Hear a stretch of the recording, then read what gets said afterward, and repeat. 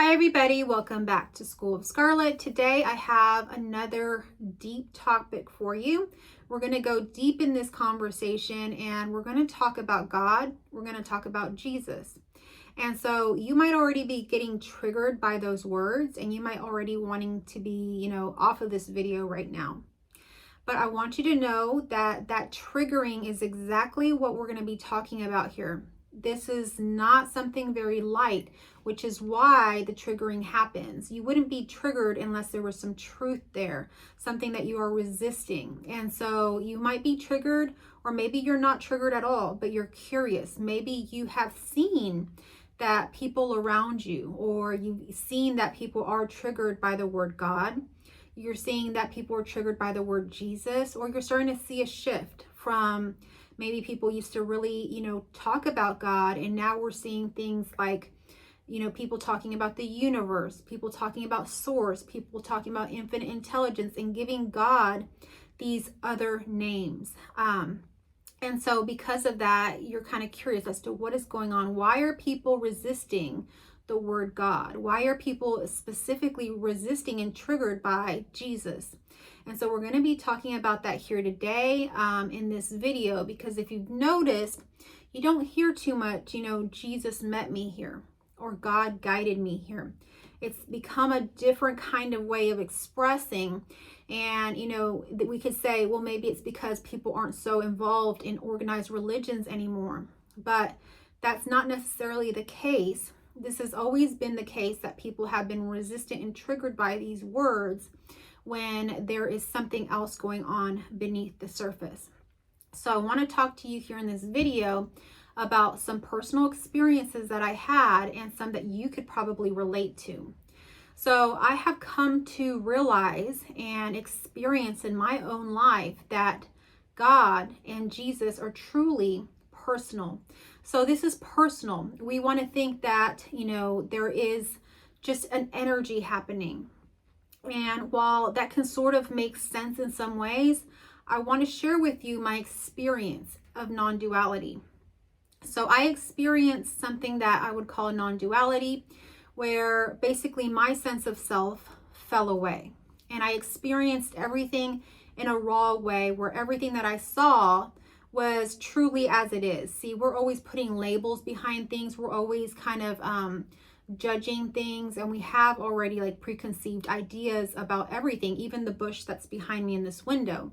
Whatever it is, we have already all these ideas about it.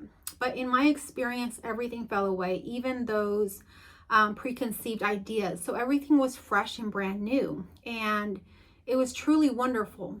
But in any case, in that experience, I also went a little bit further with it. Not that I did this myself, but this was the experience that happened.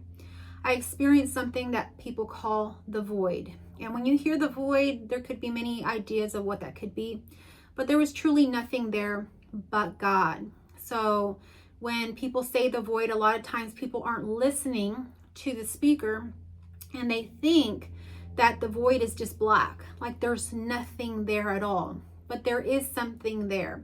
And what's there is very, very personal. It's God. And what you experience is like an unconditional love, a love beyond anything romantic, a love beyond anything that you could even experience here on earth.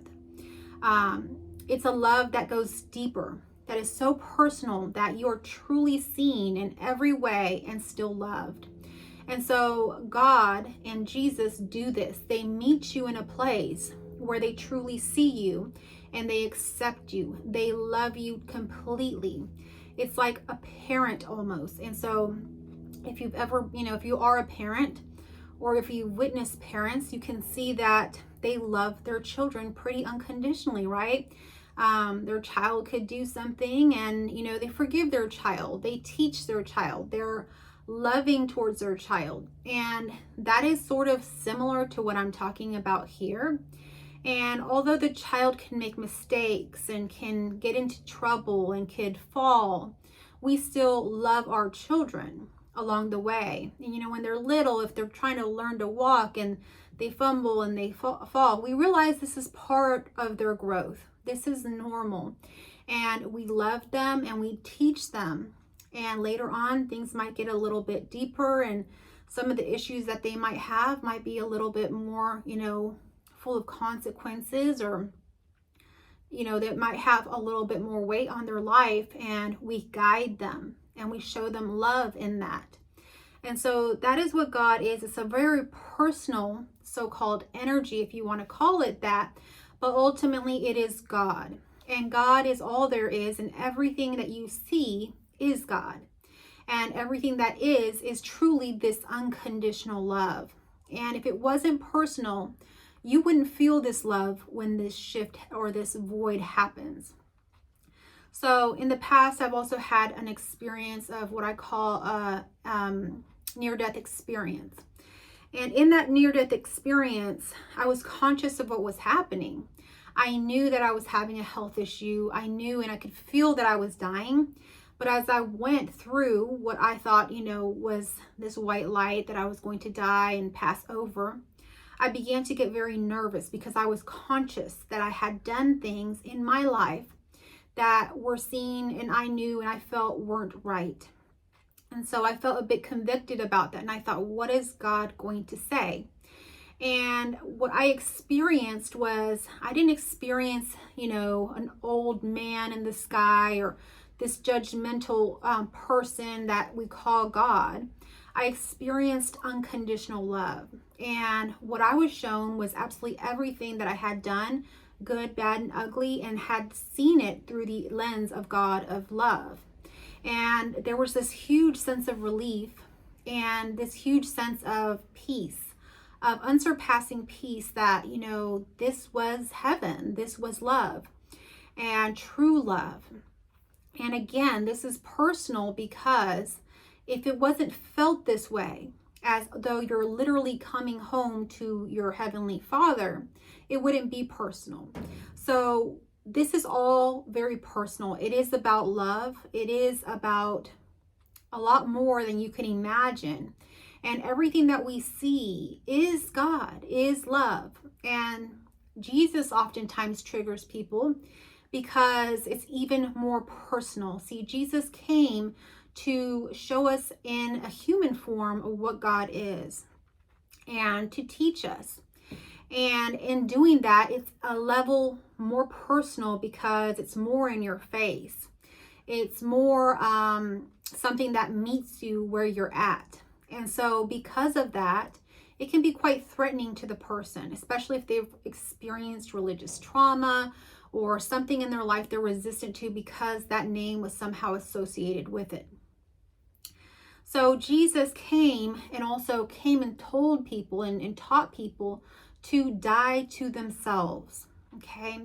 And when we think about dying to ourselves, if it wasn't, something spontaneous like what happened to me and the sense of self just died on its own, it can be extremely threatening to the ego, the mind that is trying to stay in control, that is trying to hold everything together. But see, you aren't doing this. You aren't holding this whole world in control. You aren't doing all of this. You're actually not doing any of it, is what I came to find out. So when you can surrender, which is what Jesus is asking you to do, to surrender to that, then you will be set free. And you'll be set free as in there is nothing that you have to control. You are now in a surrendered state of being with complete faith in what Jesus taught, what God truly is. The unconditional love that already runs through everything. And so when you can experience that, you are truly set free. And so that is what I wanted to share with you today. I wanted to share with you a version of God that is truly loving, a version of God that is truly personal. And I know for myself, even before the experiences that I shared with you today, I had gone to my lowest in some times. I had experienced some very hard times in my life, and these have happened throughout my life. And in those moments, I cried out to God. I cried out to Jesus. And what met me there was the love of God, was Jesus. And I was met with that. And when I was met with that, I experienced peace. And in each time, it was a renewal of that. And so I want to welcome you today to, if you want to surrender to God and Jesus, to do that now, because this surrendering, it really allows you the freedom to be set free, to leave all of the shame, the guilt, all of those things, and realize that you are just like the child that any parent has. You go through ups and downs and you fumble and you fall sometimes, but God and Jesus are right there to meet you, to welcome you back home, to help you up, to love you, to give you a warm embrace, and to continue guiding your steps, the steps that really you aren't doing yourself anyway.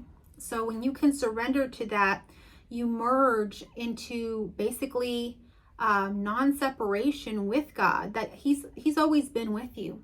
But we think that we're separate. When we think that we're separate is when we fall, is when we struggle, because we really don't see ourselves as worthy. We really don't see ourselves as fully who we are when we're in separation. But you're being called back home, to come back home and to, be one without separation with God. And so that is what I wanted to talk about here today. Whether you recognize it or not, you are one with God. And God has always been with you along your path. That is why when you call out to him, he is right there. He's not miles away. He's not, lifetimes away, or it doesn't take forever. He's right there in the second, right there where you are, and he meets you right there. At any time, he is there. And so you can forget who you are. You can forget that connection, but God never leaves you. God is always there, welcoming you back home.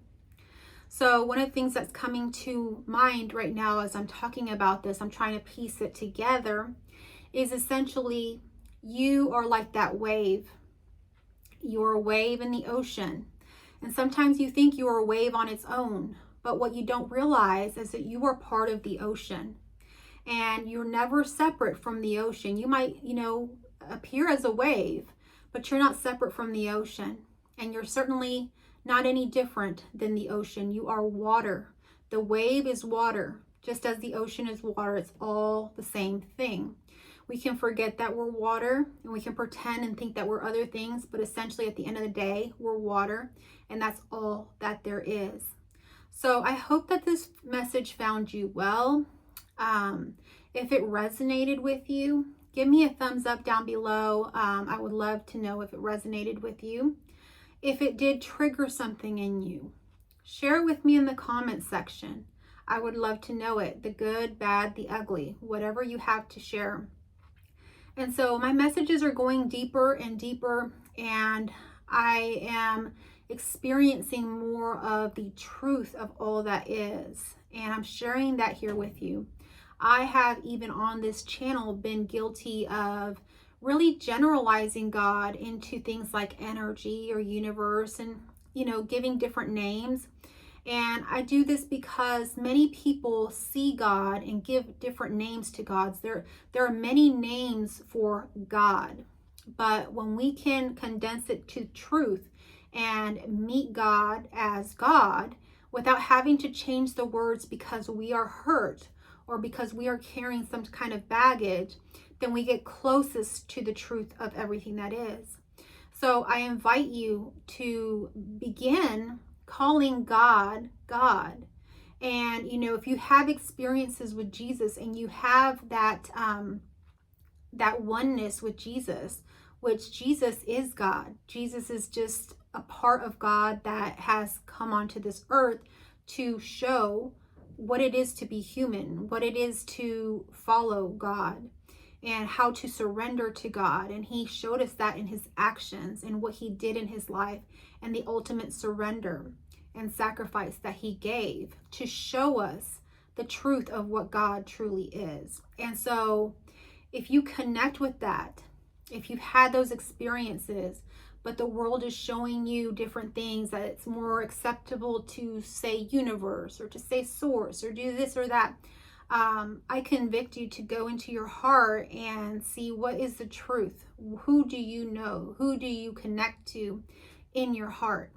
And begin to speak from that. Begin to be truly authentic in the way that you describe God, Jesus, all that is. Okay, thank you so much for tuning in today. I think this message is complete, and I will catch you on our next message. I love you all.